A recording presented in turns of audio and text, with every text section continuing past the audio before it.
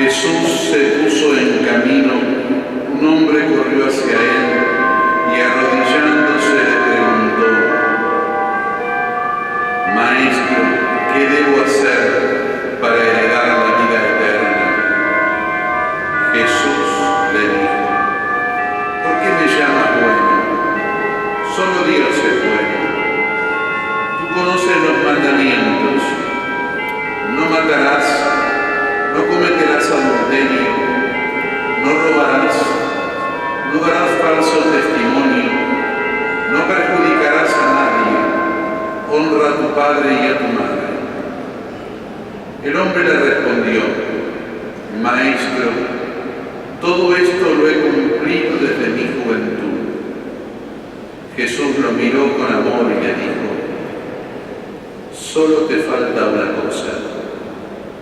Ve, vende todo lo que tienes y dalo a los pobres. Así tendrás un tesoro en el cielo. Después, ven y sígueme. Al oír estas palabras se entristeció y se fue apenado, porque poseía muchos bienes. Entonces Jesús, mirando a su alrededor, dijo a sus discípulos: qué difícil será para los ricos entrar en el reino de Dios. Los discípulos se sorprendieron por estas palabras, pero Jesús continuó diciendo: hijos míos, qué difícil es entrar en el reino de Dios. Es más fácil que un camello pase por el ojo de una aguja que un rico entre en el reino de Dios. Los discípulos se asombraron aún más y se preguntaban unos a otros: entonces, ¿quién podrá salvarse? Jesús, fijando en ellos la mirada, les dijo: para los hombres es imposible, pero no para Dios, porque todo para Él es posible. Pedro le dijo: tú sabes que nosotros lo hemos dejado todo y te hemos seguido. Jesús le respondió: les aseguro que el que haya dejado casa, hermanos y hermanas, madre y padre, hijos o campos por mí y por la buena noticia, desde ahora, en este mundo, recibirá el 100 por 1 en casas, hermanos y hermanas, madres, hijos y campos, en medio de las persecuciones y en el mundo futuro recibirá la vida eterna. Palabra del Señor.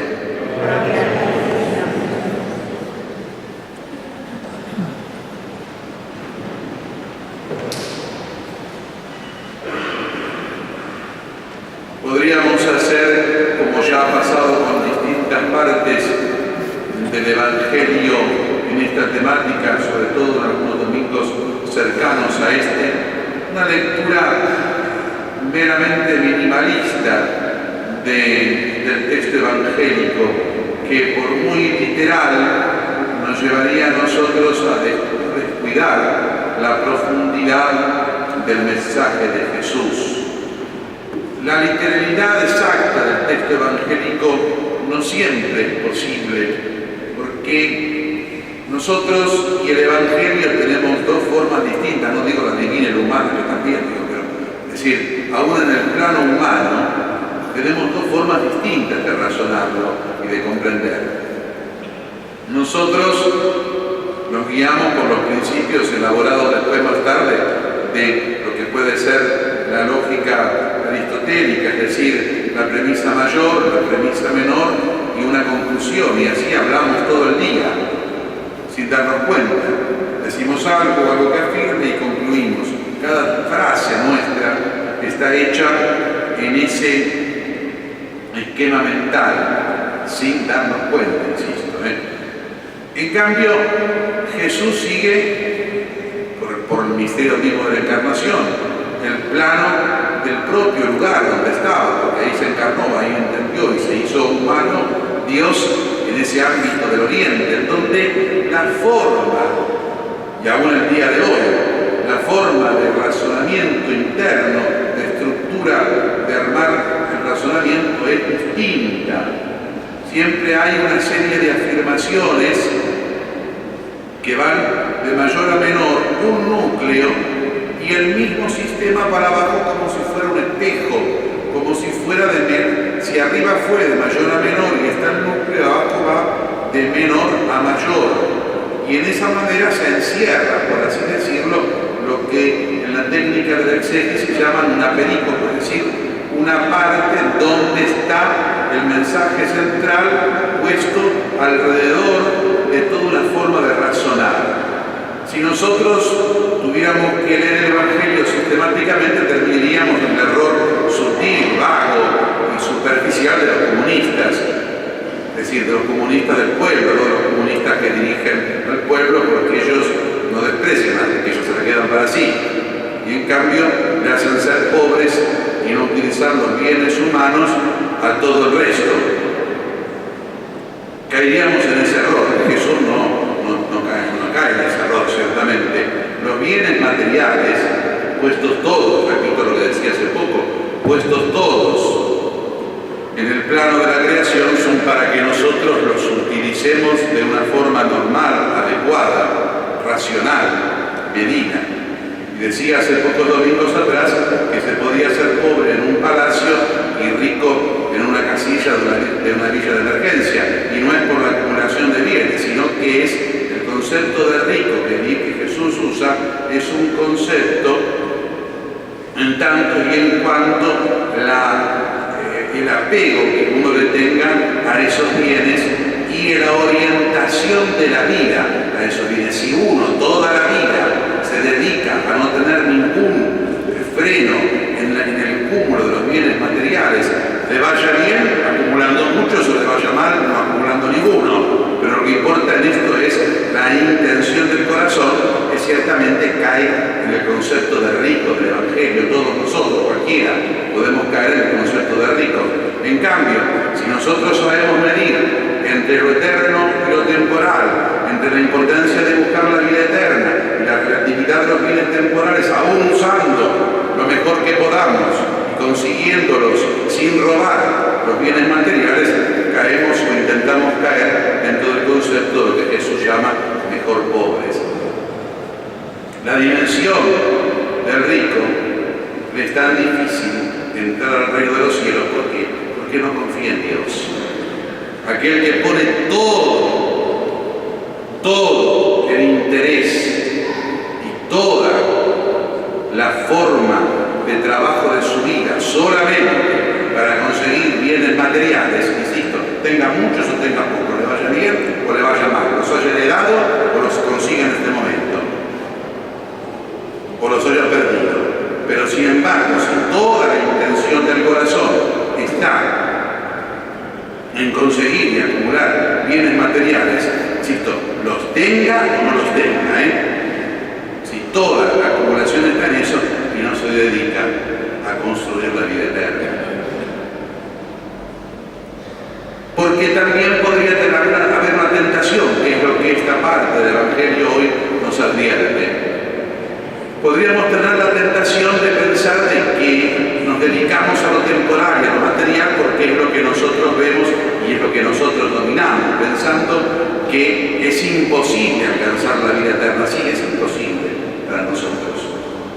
Es verdad que es imposible, pero no hay que caer en la tentación de dedicarnos a buscar los bienes temporales porque no podemos conseguir los eternos. ¿Por qué? Porque ahí actúa y está la gracia de Dios. Lo que es humanamente imposible es humanamente posible por la intervención de Dios.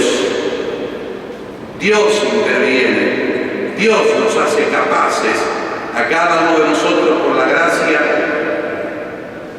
que nos proviene de la Santa Madre Iglesia a través de los sacramentos y la gracia inicial que se nos da en el sacramento del bautismo. Dios nos hace posibles de construir la vida eterna, de alcanzar la vida eterna. Y entonces pasamos por la hoja de la aguja, que no es la aguja de coser, sino que es la aguja del paso por donde entraban los camellos, por donde no entraban los camellos, que las puertas de las murallas. Que había que tener otra puerta porque esa pequeña no entraba. Pero al margen de esta histórica, Dios hace posible que el camello de nuestra propia vida pase por esa puerta pequeña, porque hace a la puerta grande, nos hace posibles para cada uno de nosotros la vida eterna, la salvación eterna. Si Cristo no nos hubiera redimido, si Cristo no hubiera actuado, si Dios no estaría en el medio, ninguno llegaríamos a la eternidad. Y ninguno podríamos construir nuestra propia eternidad desde la dimensión temporal de nuestra vida. El mensaje del Evangelio no es un desprecio a los bienes temporales, ni mucho menos a una usurpación de la posesión de la propiedad privada de cada uno, sino que es al corazón, en donde se encuentran todos los remedios definitivos de la sociedad. Porque podríamos construir un sistema económico, financiero, político, con millones de adjetivos, si quieren, para el gobierno del mundo, pero si no se consigue el cambio del corazón humano, cualquier sistema fracasa. Porque lo que arruina la vida humana, principalmente, aunque después secundariamente pueden ser otras cosas, principalmente es la ruina y el egoísmo del corazón, del interior.